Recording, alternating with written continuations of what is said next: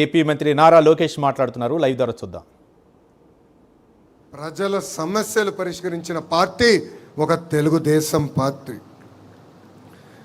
44 ఏళ్ళ గొప్ప చరిత్ర ఉన్న పార్టీ మనది. అలాంటి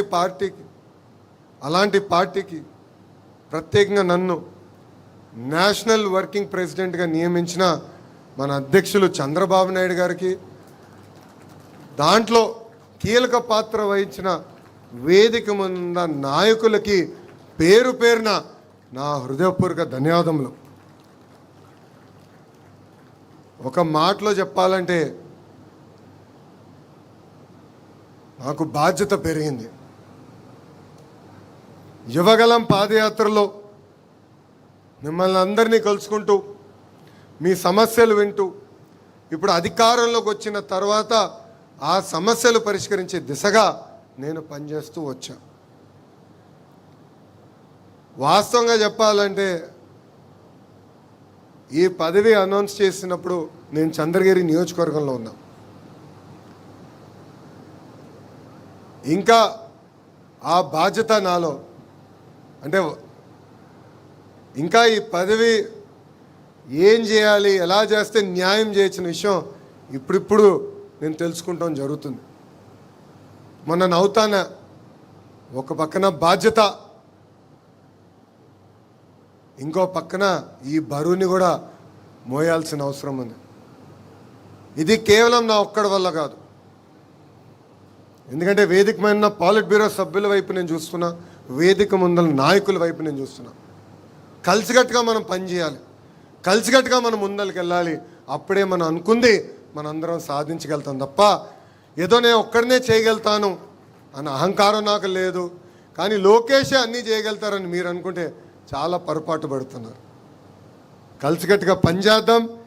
ఏ ఆశయాలతో అయితే మన పార్టీని ఆనాడు విశ్వవిఖ్యాత నట సార్వభౌమ స్వర్గీయ నందమూరి తారక రామారావు గారు స్థాపించారో ఆ ఆశయాలతో మనం అందరం కలిసికట్టుగా ముందరికి నడవాలని ఈ సభాముఖం మిమ్మల్ని అందరినీ కోరుతున్నాం.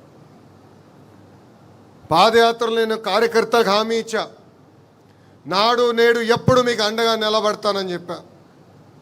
కార్యకర్తలు ఎప్పుడు నన్ను అడిగారు, అయ్యా అధికారంలోకి వచ్చిన తర్వాత అధ్యక్షులు కానీ మిమ్మల్ని కలిసాక కొంచెం ఇబ్బంది పడతామంటే ఆనాడే వాళ్ళకి హామీ ఇచ్చా, ఎప్పుడు నియోజకవర్గంకి నేను కానీ మన అధ్యక్షుల వారు వచ్చినా కానీ ఫస్ట్ కార్యకర్తల్ని కలిసిన తర్వాతనే మేము అధికారికంగా కార్యక్రమాలు చేస్తామని చెప్పాను.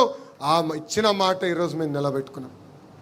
ఇక్కడున్న నాయకులందరూ తెలుసు, మన జాతీయ అధ్యక్షులు ఎప్పుడు నియోజకవర్గానికి వచ్చినా ప్రభుత్వ కార్యక్రమం చేసిన వెంటనే కార్యకర్తల్ని కలుస్తున్నారు.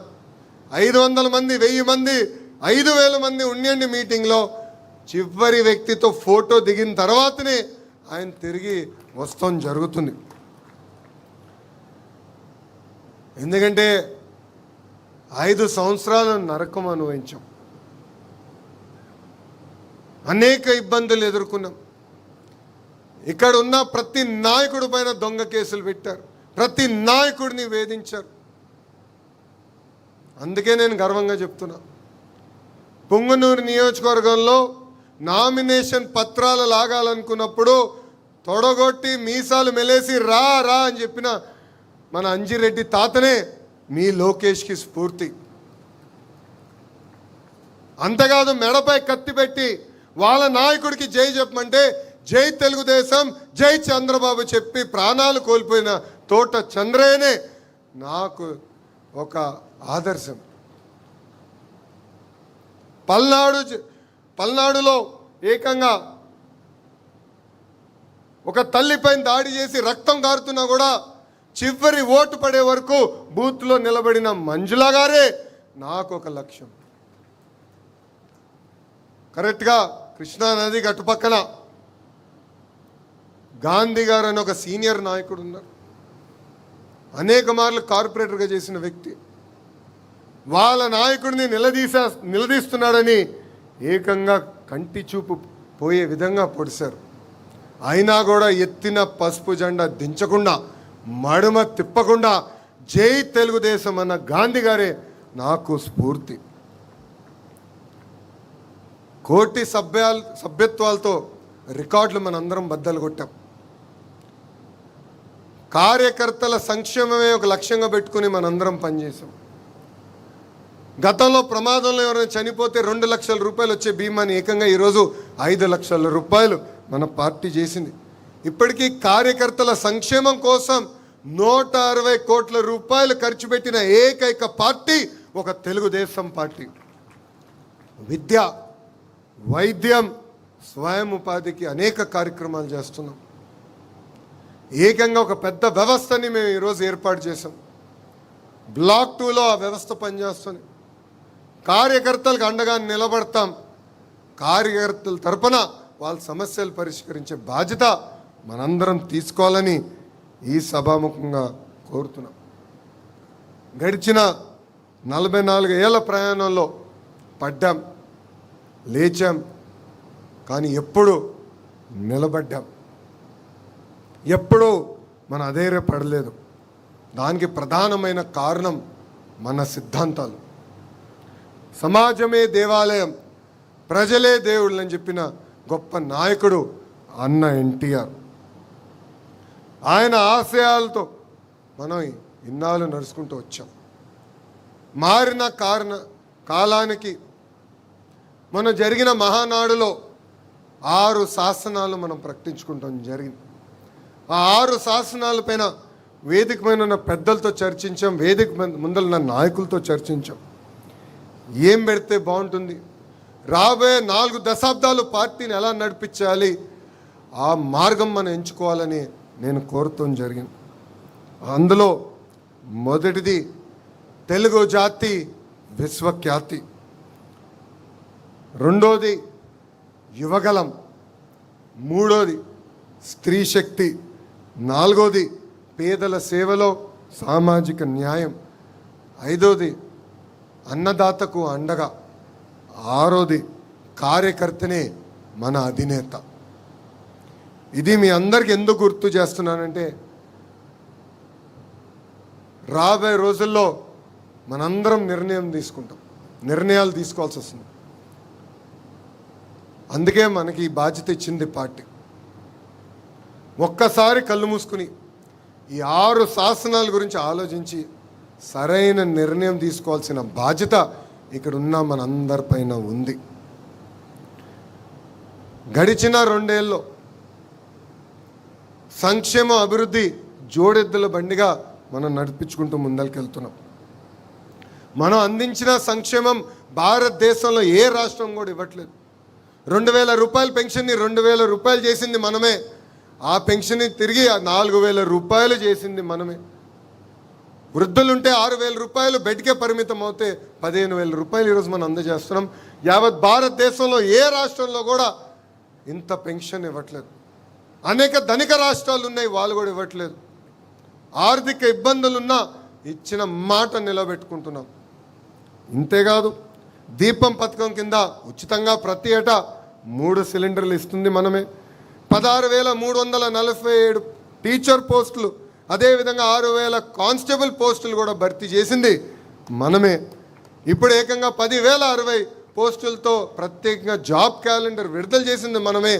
ఏ డేట్ ఎగ్జామ్ పెడతాం, ఏ డేట్లో ఆ పోస్టులు కూడా భర్తీ చేస్తామని చెప్పింది కూడా మనమే. ఈ ఇంట్లో ఎంతమంది పిల్లలున్నా అంతమంది పిల్లలకి తల్లికి వందనం కూడా ఇస్తామని చెప్పింది మనమే. చేసి చూపించింది ఎన్డీఏ ప్రభుత్వం. అన్నదాత సుఖీభవ అందించింది మనమే. ఎన్ని ఆర్థిక ఇబ్బందులున్నా 1వ తారీఖు నాడు జీతం కూడా అందిస్తుంది మన ప్రభుత్వమే. ఆర్థికంగా ఎంత ఇబ్బందుల్లో ఉన్నో మనందరికన్నా మన ఆర్థిక శాఖ మంత్రులు కేశవ్ గారికి బాగా తెలుసు. అయినా కూడా బాబు గారు హామీ ఇచ్చారు, కూటమి ప్రభుత్వం హామీ ఇచ్చింది, ఇచ్చిన హామీని నిలబెట్టుకునే దానికి మనం వెనక్కి తగ్గేదానికి లేదని చెప్పి ఆయన కూడా ఒక ఆర్థిక శాఖ మంత్రులుగా అద్భుతమైన సేవ అందిస్తున్నారు. మనం చూసాం, వాళ్ళ 5 ఏళ్ళు అధికారంలో ఉన్నప్పుడు కనీసం రోడ్డు పైన పడిన గుంటలు పూడ్చలేదు. అలాంటిది ఈరోజు యుద్ధ ప్రాతిపదికంగా గుంటలు పూడ్చాం, రోడ్లు వేసుకుంటూ వెళ్తున్నాం. చేయాల్సిన పనులు ఇంకా ఉన్నాయి. అన్నీ చేసామన్న గర్వంతో నేను చెప్పట్లేదు. ఎవరు ఊహించిన విధంగా మనం అభివృద్ధి చేసుకున్నాం. ఆర్థిక ఇబ్బందులున్న సంక్షేమ కార్యక్రమాలు చేశాం. చేయాల్సిన పనులు ఇంకా ఉంటాయి. తప్పనిసరిగా కలిసికట్టుగా మనం ముందరికెళ్తేనే మనం అనుకున్న పనులన్నీ చేయగలుగుతాం. ఇప్పుడు భారతదేశంలో పెట్టుబడిలో కూడా ఆంధ్ర రాష్ట్రం నంబర్ 1. 100 రూపాయలు భారతదేశంలో పెట్టుబడులు వస్తే దాంట్లో 25 రూపాయలు ఏకంగా ఆంధ్ర రాష్ట్రానికి వస్తున్నాయి. అందుకే మనం నిన్న మీటింగ్లో చెప్పా, మనది గూగుల్, వాళ్ళది గొడ్డలని. ఒక ట్రేడ్ మార్క్, ఒక బ్రాండ్ అంబాసిడర్గా మన చంద్రబాబు నాయుడు గారు అహర్నిశలు కష్టపడుతున్నారు. Google, Arcelor Mittal, renew, TCS, Cognizant, Reliance ఇలా సుమారుగా 800 ప్రాజెక్ట్స్ ఈరోజు ఆంధ్ర రాష్ట్రానికి తీసుకొచ్చాం. యుద్ధ ప్రాతిపదికంగా మనం గ్రౌండింగ్ కూడా చేస్తాం జరుగుతుంది. సైకో పార్టీ మనకి సినిమా చూపిస్తానంటున్నారు. రపరప బ్యాచ్కి నేను ఒకటే చెప్తున్నా, మీ సినిమా విధ్వంసం, మా సినిమా అభివృద్ధి. మీ అందరి బాలయ్య, నా ఒక్కడికే ముద్దల మావయ్య తొడగొడితే వీళ్ళందరూ ఒక్కరు కూడా ఇక్కడ ఉండరు. ఈ సైకో బ్యాచ్ బతకదు. వాళ్ళు ఒకటే చెప్తున్నా, మీ సినిమాకి ఎండ్ కార్డ్ వేసేది మా పసుపు సైన్యమే, ఇది గుర్తుపెట్టుకోండి. పాదయాత్రలో కార్యకర్తలు నన్ను కలిశారు. పనిచేసే కార్యకర్తల్ని మీరు గుర్తించాలని పదే పదే కోరారు. అందుకే టెక్నాలజీతో జోడించి మనందరం పనిచేయాలన్నాను. ఇక్కడున్న చాలామంది కార్యకర్తలు మనం ప్రతిపక్షంలో ఉన్నప్పుడు నన్ను తిట్టుకున్నారు. ఓటీపీ వ్యవస్థ ఎందుకు పెట్టాడు, ఇంత సిస్టమ్ ఎందుకు తీసుకొచ్చారంటే ఎవరు పని చేశారు, ఎవరు పని చేయలేదని తెలుసుకునేదానికి ఆ వ్యవస్థను ఏర్పాటు చేశాం. ఈరోజు మై టీడీపీ అనే యాప్ తీసుకొచ్చాం. మీరు చేస్తున్న ప్రతి కార్యక్రమం పార్టీకి తెలియాలంటే వేరే వ్యవస్థ ఉండదు, టెక్నాలజీతో అనుసంధానం అవ్వాలి. మై టీడీపీ యాప్ డౌన్లోడ్ చేసుకోండి. మీరు చేస్తున్న ప్రతి కార్యక్రమం పార్టీకి తెలియజేయండి.